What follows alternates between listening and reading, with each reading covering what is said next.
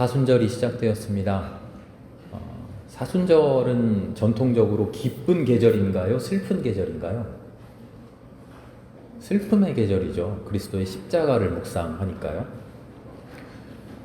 그런데 그 고난의 끝을 보면 슬픔으로 끝나는 게 아니라요, 예수 그리스도의 부활로 끝이 나요. 우울하게 슬픔 속에서 보내는 것이 정말 사순절의 진짜 의미일까? 우리는 이런 생각을 해봐야 되는 거죠. 슬픔 속에 잠겨 있다가 갑자기 맞이하는 부활, 주님의 부활이 그렇게 뜬금없이 우리가 예상치 못하고 있다가 갑자기 찾아오는 그런 기쁨일까? 아니면 사순절을 슬픔으로만 보내는 게 아니라 실은 사순절의 그 아픔과 애통 속에 진짜 커다란 기쁨이 있어야 되는 건 아닐까 하는 것이죠. 회개의 목적은 어디에 있냐면 하나님과의 화해에 있어요. 회개한다고 하는 것은 우리의 죄로 인해서 하나님과의 관계가 단절되어 있다가 그 회개를 통해 하나님과의 관계를 다시 회복하는 거죠. 내가 이런 죄를 지었습니다 하고 하나님 앞에 머리를 조아리는 그런 슬픔과 아픔의 시간으로만 가득 차 있는 게 아니죠. 회개라는 게 말이죠. 오히려 그 회개를 가능하게 해주신 하나님의 사랑과 하나님의 포용, 하나님의 은혜를 발견하는 기쁨의 시간이죠.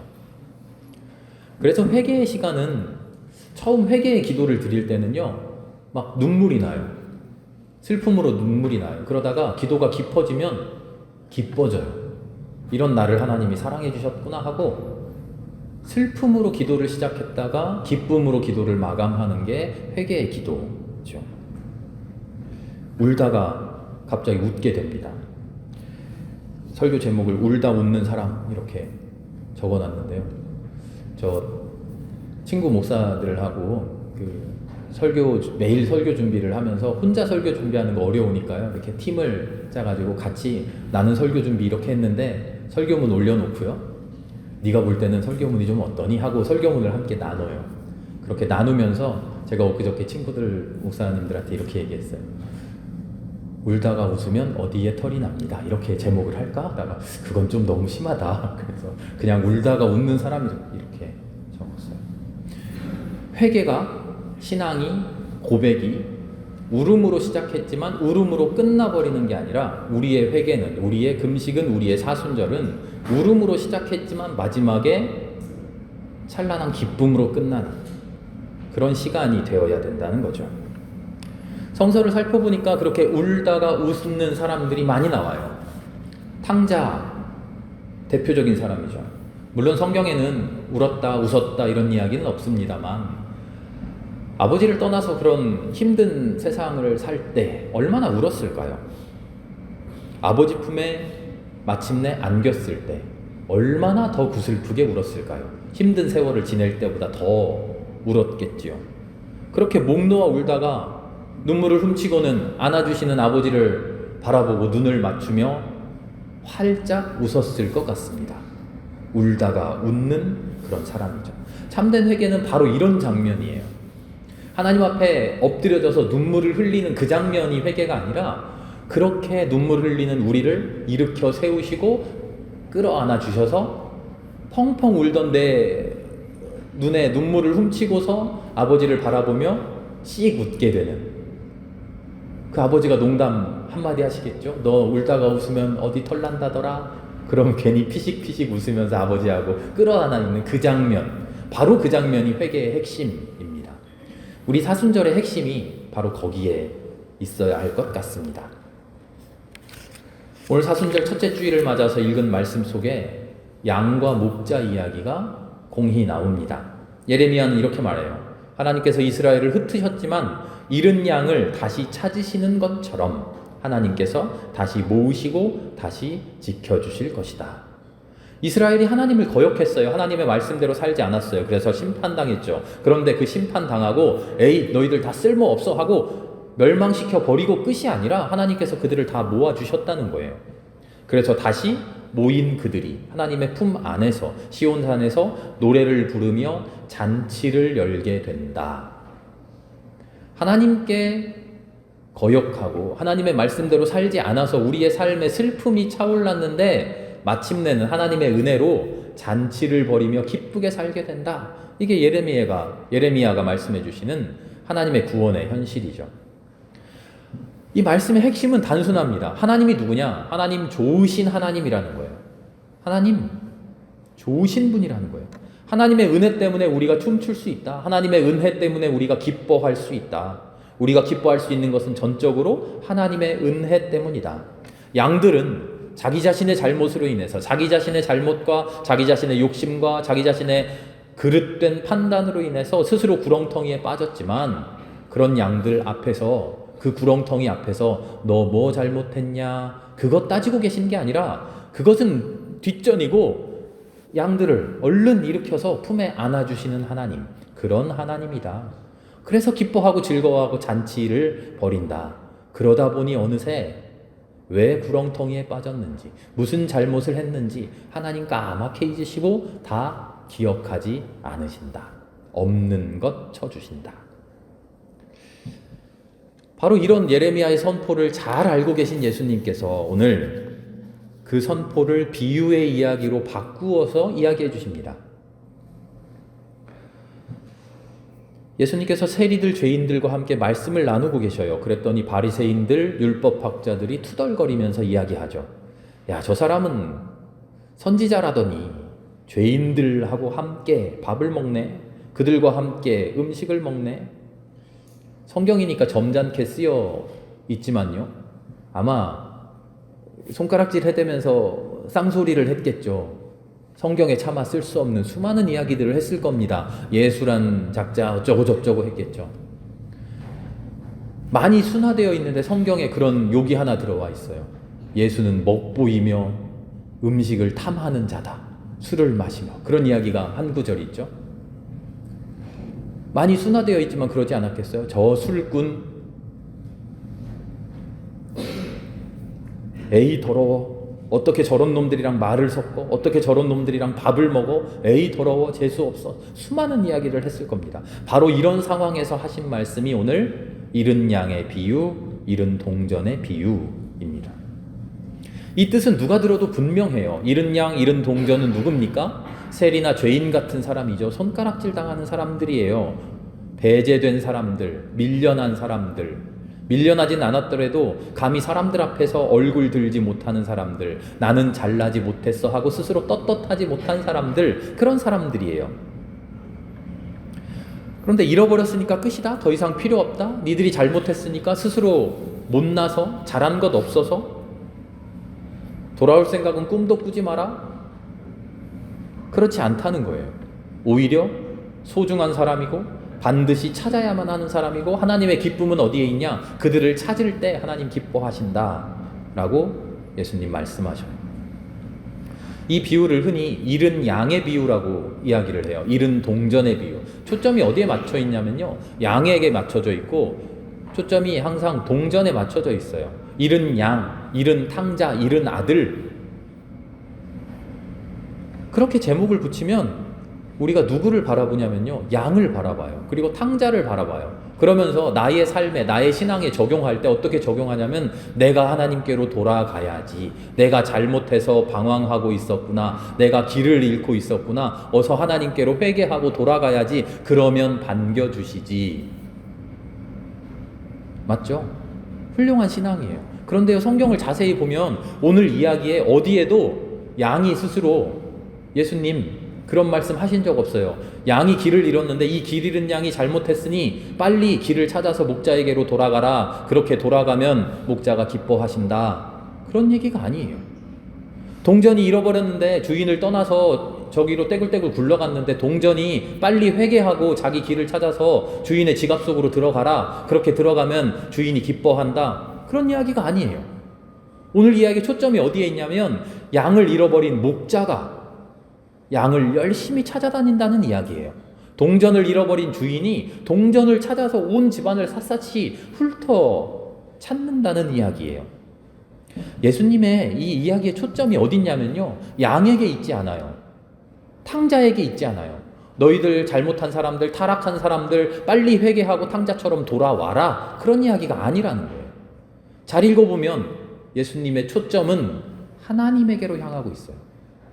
잃은 양, 너희들 잃어버렸지만, 물론 너희들의 잘못도 있겠지만, 물론 너희들의 못난 점도 있겠지만 걱정하지 마.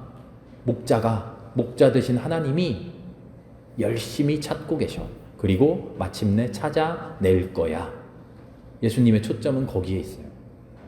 배제된 사람들, 손가락질 당하는 사람들, 스스로 못났다고 생각한 사람들, 나는 사회의 패배자라고, 나는 손가락질 받아 마땅하다고, 하나님 앞에서도 떳떳하지 못하다고, 하나님마저도 나를 버렸을 거라고 그렇게 스스로를 비관하며 스스로를 비난하며 살았던 그 사람들에게 예수님 이야기하시는 거예요. 죄인이라고? 아니, 하나님이 바로 당신을 찾으려고, 바로 당신을 구원하려고, 바로 당신을 끌어안으려고 지금 하고 계신다. 그리고는 기뻐하신다. 하나님의 기쁨이 바로 거기에 있다. 저도 종종 물건 잘 잊어버려요. 요즘은 조금 덜한 것 같은데 예전에 우산을 그렇게 많이 잊어버렸어요. 들고만 나가면 어디다 놓고 오는지 모르겠어요. 우산이 잘못했나요? 제가 어릴 때 우산을 놓고 오면 어머니가 너 왜 우산을 잃어버렸니 하고 저를 나무라셨지, 우산 그 나쁜 놈 어디로 갔을까 그렇게 이야기하지 않으신다는 거예요. 아유, 이놈의 나쁜 우산 또 도망갔네, 그러지 않아요. 너 왜 우산을 잘 간수 못했니? 그래서 잃어버렸다죠. 잃어버렸다. 양을 잃었다. 양이 도망갔다가 아니에요. 동전이 도망갔다가 아니라 양을 잃었다. 동전을 잃었다. 그 책임이 어디에 있다? 주인에게 있다. 하나님은 우리에게 선포하고 계셔요. 너희들 하나님의 뜻을 떠났고 하나님 말씀대로 살지 못하고 똑바로 살지 못한다고 스스로를 책망하고 나를 스스로 잘못했다고 그렇게 무릎 꿇고 회개하고 있는데, 그래 너희가 잘못한 것도 있지만 걱정하지 마. 그 전적인 책임은 나에게 있어. 하나님 지금 그렇게 이야기하신다는 거예요. 너 빨리 길 찾아서 돌아와. 이런 양한테 지금 그 이야기 하시는 게 아니라 내가 목자가 온 힘을 다해 찾겠다. 그동안 죽지만 말고 있어라. 빨리 주인의 지갑 속으로 떼굴떼굴 굴러 들어와. 동전에게 그렇게 명령하고 있는 게 아니라 다른 사람이 주워가지 않게 내가 빨리 갈게. 기다려. 하나님의 메시지가 그거라는 거예요. 그래서 모두 같은 말로 끝을 맺고 있어요. 뭐라고 이야기하셨냐면 이와 같이 하늘에서는 회개할 필요 없는 의인 99보다 회개하는 죄인 한 사람을 두고 기뻐하신다. 이 결론이 회개하라는 거예요. 회개라고 하니까 그 회개를 당사자가 해야 된다고 생각하니까 이 말을 계속 오해하고 탕자처럼 방황했는데 내가 돌아가겠습니다 이렇게 이야기했지만, 아니요, 이 이야기 말씀과 양의 비유, 동전의 비유를 합쳐보면요, 회개라는 것의 개념 자체가 지금 달라져요. 회개가 내가 잘못했습니다, 내 잘못을 고하고 하나님은 저희 근엄하게 그 왕좌에 앉아 계시고 그 아래에서 난 조아리고 내 죄를 고백하고 하나님 앞으로 나아간다. 우리가 알던 회개는 이런 거였잖아요. 그런데 오늘 말씀을 읽어보니까 그 회개가 그렇지 않다는 거예요. 하나님이 안타까워서 찾아다니고 결국 찾아내고 기뻐하는 일, 그게 우리의 회개라는 거예요. 하나님이 우리를 찾아주시는 일, 그게 회개예요. 하나님이 우리를 찾아주실 수 있도록 나를 열어놓기만 하면 돼요. 회개는 슬픈 일입니까? 회개하면서 우리 눈물 뚝뚝 흘려야만 합니까? 물론 눈물 나겠지만 회개는 그래서 기쁜 일입니다. 즐거운 일이에요. 하나님이 나를 찾아주시는 일이에요. 최고로 기쁜 일이에요.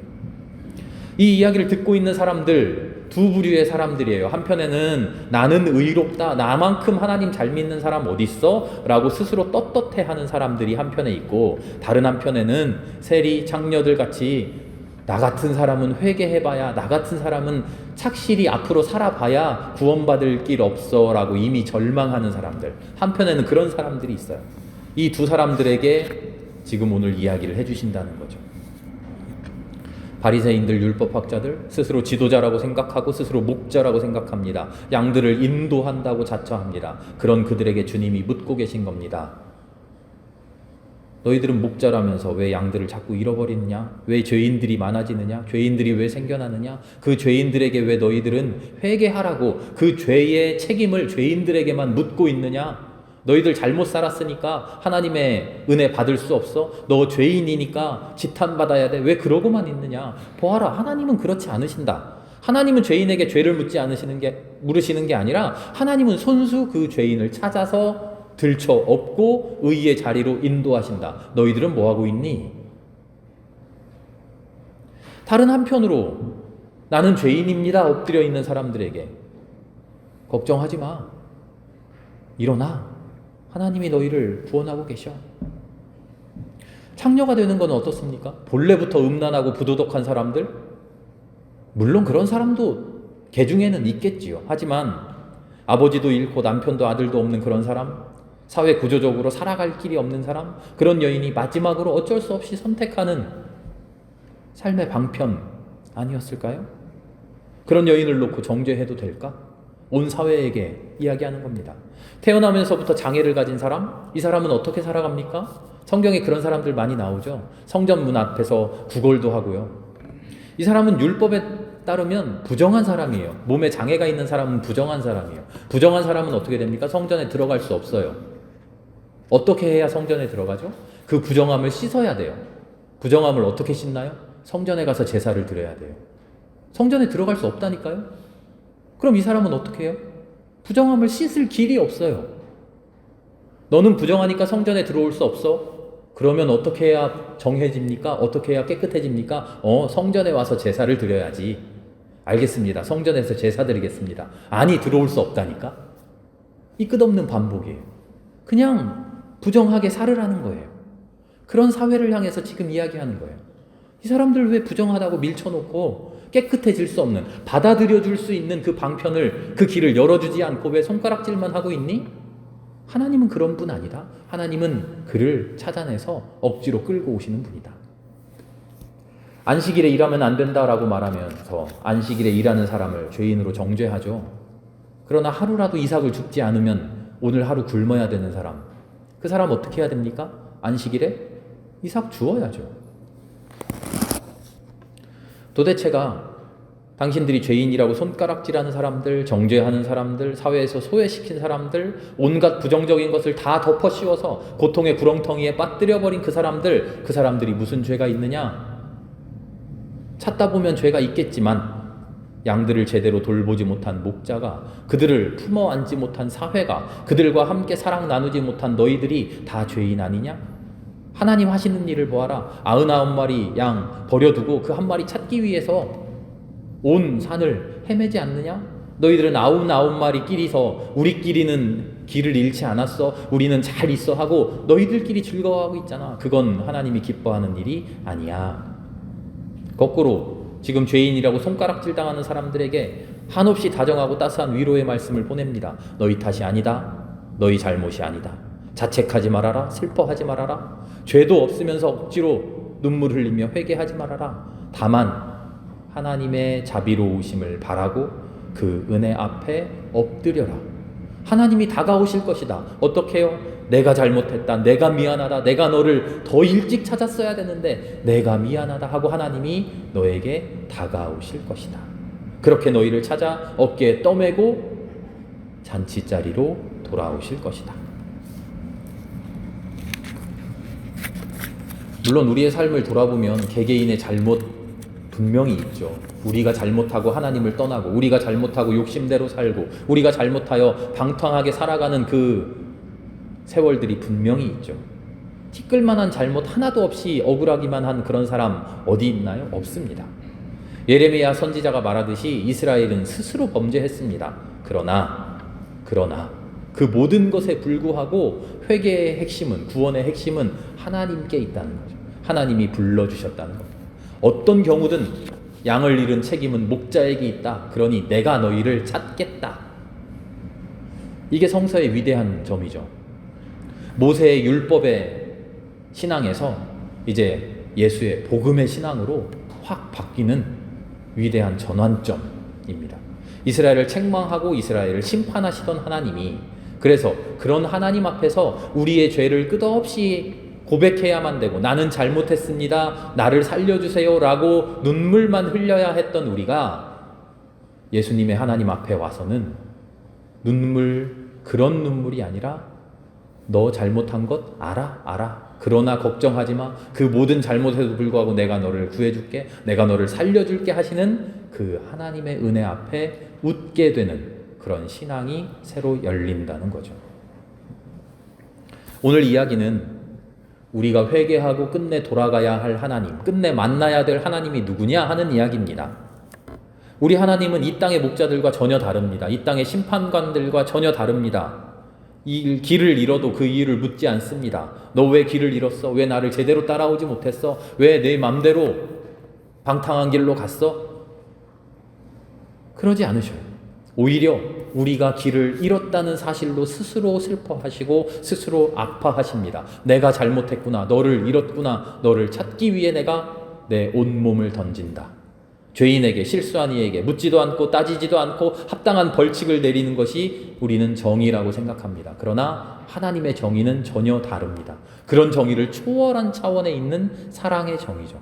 사랑으로 붙들어주고 사랑으로 감싸 안아주고 사랑으로 그 모든 죄를 녹여버리는 그런 정의. 그게 하나님의 정의입니다.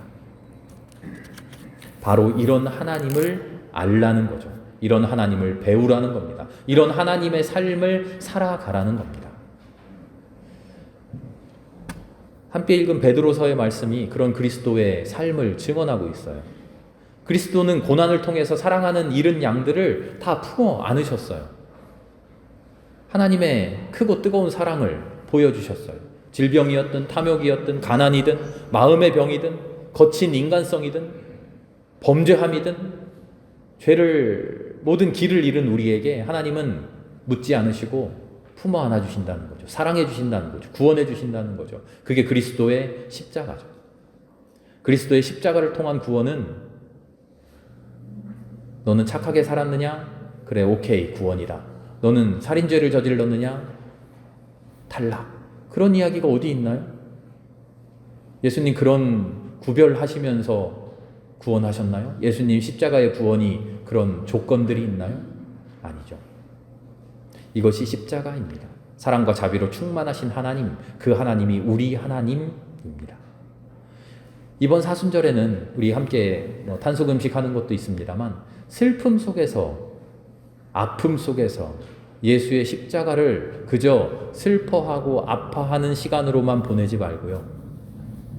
이번 사순절은 나를 사랑해 주시는 하나님, 내 어떤 것에도 불구하고, 내 어떤 잘못에도 불구하고, 내 어떤 죄악에도 불구하고 그런 건 묻지 않으시고 나를 품어 안아주시는 하나님, 그 하나님의 사랑을 깊이 묵상하는 시간으로 보냈으면 합니다. 사순절에 우리가 해야 되는 회개는 우리의 잘못을 고백하고 슬퍼하고 통회하는 것에 그치지 말고 우는 회개만 하지 말고 그런 우리를 사랑하시고 살려주시고 구원하시고 품어 안아주시는 하나님을 묵상하는 기쁨의 시간으로 보낼 수 있기를 바랍니다.